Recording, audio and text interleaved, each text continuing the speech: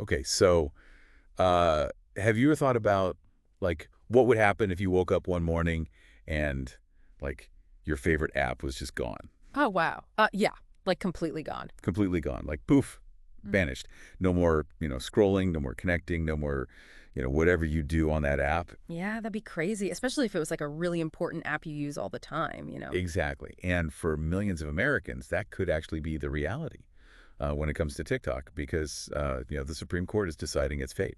Yeah, TikTok's in some hot water, huh? It seems like it's been going on forever.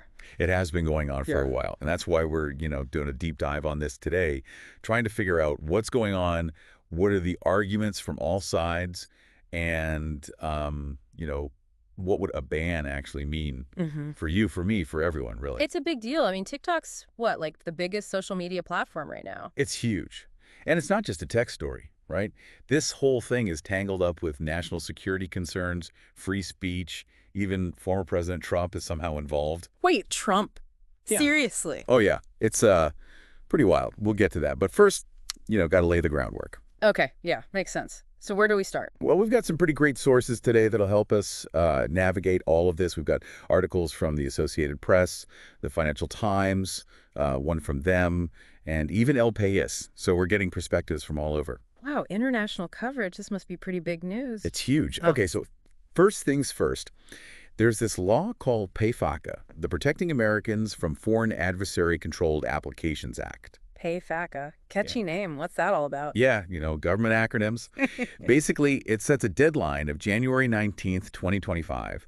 And by that date, TikTok's parent company, ByteDance, which is Chinese, could be forced to sell its U.S. operations. Forced to sell. So that's where the potential ban comes in. Exactly. So let's dive into why, this PAFACA even exists. What's the big concern? It all comes down to national security. Right. The U.S. government's been pretty vocal about their worries with TikTok. They have. And, think about it. All that data TikTok collects, your messages, your location, your browsing history. What if the Chinese government had access to all of that? Yeah, that's a bit unsettling, isn't it? Like knowing that some foreign government could be tracking everything you do online. It's a lot. Yeah. And that's basically the argument that the U.S. government is making, right? Right. The Solicitor General, Elizabeth Prelogar, she's like the government's lawyer for the Supreme Court. She's arguing that, this Chinese ownership of TikTok is a serious, serious risk. So they think the Chinese government could be using TikTok to spy on Americans.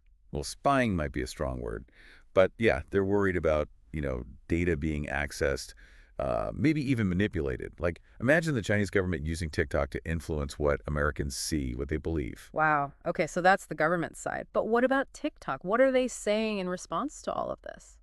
So TikTok is pushing back hard. They're saying, hey, hold on, there's no evidence of any of this actually happening.